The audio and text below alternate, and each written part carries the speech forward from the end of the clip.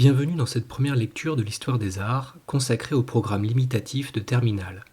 Une artiste en son temps, Charlotte Perriand, 1903-1999. Charlotte Perriand est l'une des premières artistes femmes à s'imposer en architecture, milieu jusque-là dominé principalement par la gente masculine. Comme le remarque Jacques Barsac dans la monographie qu'il consacre à Charlotte Perriand, il n'y a aucune femme architecte dans les années 20. Cependant, sa forte personnalité et son charisme lui ont permis de devenir l'une des figures majeures de l'histoire de la modernité. Pour commémorer les 20 ans de sa disparition, la Fondation Louis Vuitton lui consacre une exposition intitulée « Le monde nouveau de Charlotte Perriand ». Cependant, rien à voir avec l'Art nouveau, car Charlotte Perriand fait partie des modernistes et créera jusqu'à la fin de sa vie tout en sachant se réinventer en prenant en compte les contraintes des lieux dans lesquels elle travaillait. Charlotte Perriand entretient un rapport très fort avec la nature, notamment en raison de son goût pour le sport. Elle pratique le ski et l'alpinisme à haut niveau. Elle est d'ailleurs membre du club français alpin. Nous porterons donc notre regard dans cette lecture sur le dialogue entre l'œuvre de Charlotte Perriand et la nature. Charlotte Perriand aimait particulièrement se promener avec ses amis, Fernand Léger et Pierre Jeanneret, sur les rivages pour ramasser des objets rejetés par la mer. Ces objets naturels servaient ensuite à décorer les ensembles qu'elle réalisait dans sa collaboration avec Le Corbusier et Pierre Jeanneret. Ces objets naturels, façonnés par les forces de la nature, s'accordaient particulièrement bien aux formes géométriques et à l'esthétique industrielle. Elle faisait entrer ainsi la nature dans le logement et transformait l'habitant en artiste, l'étagère en musée. Chacun étant en effet capable de réaliser son propre ready-made naturel. Comme elle le disait si bien, l'art est dans tout. Elle aimait entre autres collectionner les coquillages, les galets, les silex, les bois flottés, ou bien encore les os d'animaux séchés, comme en témoigne cette photographie d'arête de poisson. Ce cliché est composé de 8 vertèbres de poisson dressées à la verticale. Ce tirage exploite le procédé d'impression au charbon, permettant d'obtenir des noirs subtils et profonds dans les zones sombres, tout en préservant la densité des zones claires. On constate en effet la richesse des noirs du support de cette mise en scène, qui contraste avec le blanc des arêtes. L'image est composée selon une verticale centrée, à partir de laquelle partent des obliques. L'image a été recadrée au format carré, car Charlotte Perriand possède à l'époque un appareil 6.9. Cette série de photographies d'art brut, datant de 1933 à 1936, utilise un point de vue frontal ou en plongée qui n'est pas sans rappeler les coupes verticales des plans d'architecture. Charlotte Perriand s'intéresse à l'outil photographique comme beaucoup d'autres artistes femmes de son époque. Nous pensons en particulier à Germaine Krull, Dora Maar ou encore Yvonne Chevalier. Cependant, l'architecture n'est jamais loin et tous ses projets photographiques ont un lien direct ou indirect avec sa carrière d'architecte. Elle décore entre autres la crèche de la Cité du Refuge de l'Armée du Salut entre 1929 et 1933 avec plusieurs clichés sur la nature. Pour le pavillon suisse de la Cité universitaire 1931-1933, elle tapisse l'escalier de photographie de microbiologie et de microminéralogie juxtaposés à des projets urbains pour signifier que l'architecture est gouvernée par les lois de la nature et du vivant. De plus, la photographie ne lui sert pas qu'à décorer des espaces intérieurs, plus que cela, la photographie lui permet d'étudier la nature. Charlotte Perriand aimait porter son attention sur toutes les choses de la vie, des objets les plus humbles aux plus remarquables. D'ailleurs, elle recommandait souvent pour développer sa créativité d'exercer son regard pour avoir l'œil en éventail, c'est-à-dire de porter un regard attentif sur les choses les plus insignifiantes, comme un bréchet de poulet par exemple, pour tirer des leçons de la nature. La photographie a été pour Charlotte Perriand un outil empirique d'investigation scientifique. Comme le formule si bien Jacques Barsac, les crânes ou les os photographiés par Charlotte Perriand ne sont pas pour révéler le fantastique ou une inquiétante étrangeté, mais une admirable conception constructive et plastique de la nature. C'est ainsi dans la nature que Charlotte Perriand va venir puiser son inspiration pour inventer les formes libres et organiques de sa table asymétrique. Nous serions tentés de retrouver dans les courbes sensuelles de ces tables celles des galets formés au gré du ressac. Ces formes arrondies trouvaient de plus une utilité particulière dans leur fonction. En effet, sa première table en forme était destinée à meubler son petit appartement situé sous les combles du quartier Montparnasse, dans lequel elle emménage après avoir rompu sa collaboration avec Le Corbusier et Pierre Jeanneret. La forme asymétrique de cette table avait l'avantage de pouvoir placer jusqu'à 7 personnes autour sans perdre d'espace et surtout permettre de circuler autour sans se cogner grâce à ses bords arrondis. Rappelons que l'artiste aimait particulièrement recevoir ses amis artistes et que le petit espace de son appartement était vite rempli. On comprend ici la particularité du processus créatif de Charlotte Perriand. Il s'agit de partir des besoins de l'usager pour concevoir ses projets. L'important étant l'homme, non pas le bâtiment. Elle transforma ainsi la contrainte de l'espace exigu de son appartement en une qualité esthétique pour définir la forme fonctionnelle du plateau de la table.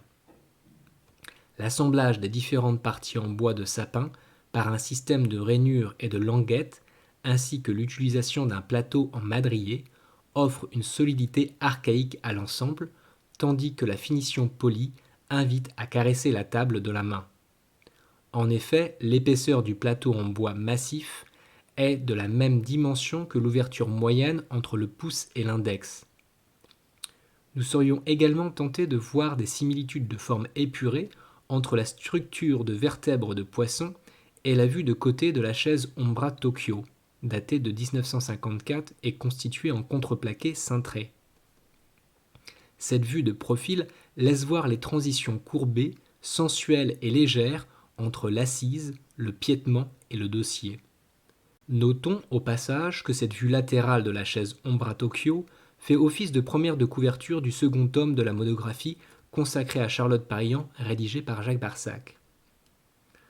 Peu de temps avant la Seconde Guerre mondiale, Charlotte Perriand part pour le Japon en réponse à l'invitation de Junzo Sakakura. Elle occupera alors le poste de conseillère à l'art industriel auprès du ministre du Commerce et de l'Industrie. C'est dans ce voyage qu'elle découvre les qualités physiques du bambou. Elle est fascinée par les traditions artisanales japonaises qui exploitent la souplesse et la rigidité du bambou. Elle conçoit en 1940 la chaise longue basculante dite 522 Tokyo, d'après le dessin qu'elle avait réalisé pour la LC4 du programme conçu par Le Corbusier en 1928. Son travail au Japon tend vers une synthèse des deux cultures. Elle poursuivra son voyage au Vietnam entre 1942 et 1946, où elle découvrira alors les métiers du tissage. Nous retrouvons cet intérêt pour le vernaculaire dans le chalet de Méribel, situé en Savoie. Il s'agit d'un chalet de 2 étages d'une superficie de 40 mètres carrés au sol que lui a offert le promoteur Peter Lindsay en dédommagement pour ses travaux d'architecte à Méribel. Alors perplexe, je me promenais dans les villages alentours, analysant les vertus des chalets paysans, à tant faire repartir des sources. Et je découvrais la vérité constructive de ces chalets, des murs de pierre arasés sur lesquels était posée une charpente, comme un chapeau. Si Charlotte Perriand conserve les matériaux traditionnels des chalets, savoyards, elle va en transformer les formes car il ne s'agit pas de copier. J'appliquais le principe de base, charpente posée sur des murs de pierre arasés, mais à la place des lattes, un double vitrage dans les bois des charpentes des pignons. Elle opère des ouvertures sur le paysage, comme dans cette magnifique baie vitrée, véritable fenêtre ouverte sur la montagne. L'architecture de Charlotte Perriand articule l'intérieur et l'extérieur, le dedans au dehors.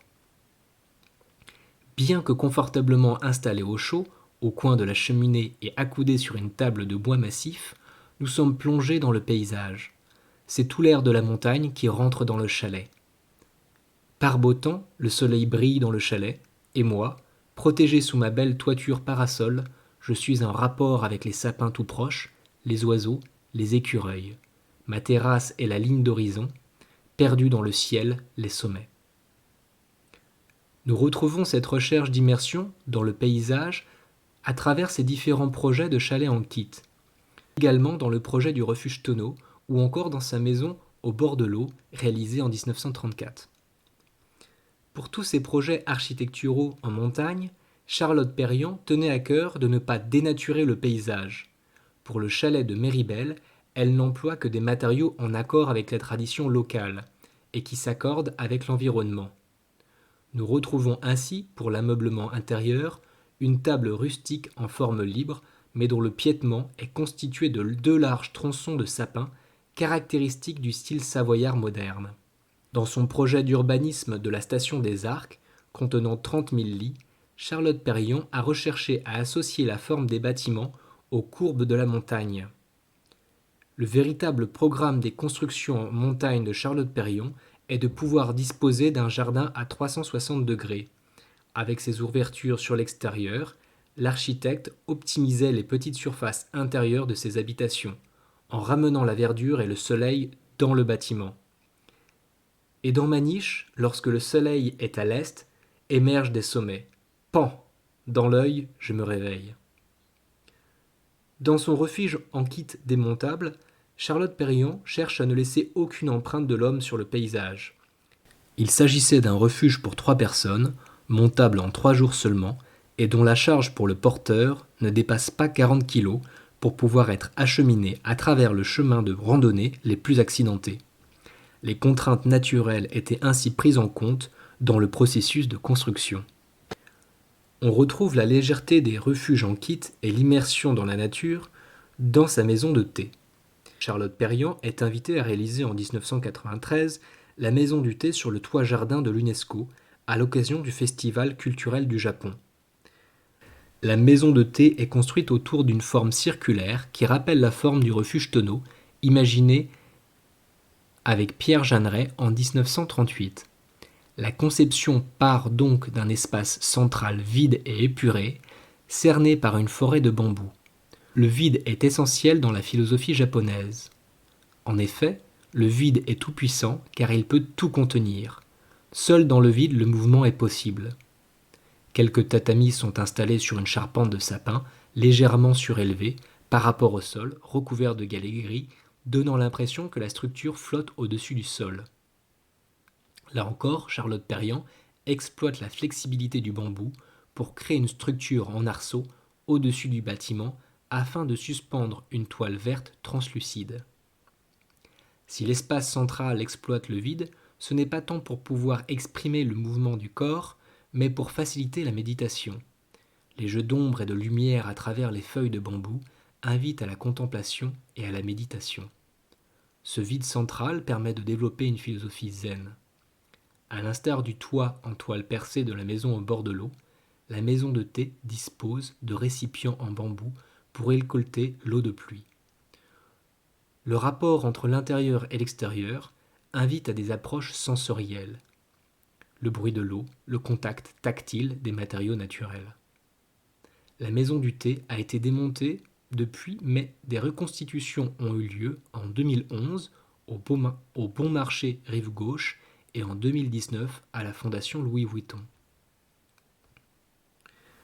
Nous avons vu en quoi Charlotte Perriand exploitait le médium photographique pour apprendre des leçons de la nature, puis en quoi elle exploitait les qualités physiques des matériaux naturels pour créer des meubles ou des bâtiments en harmonie avec un espace et des usages donnés.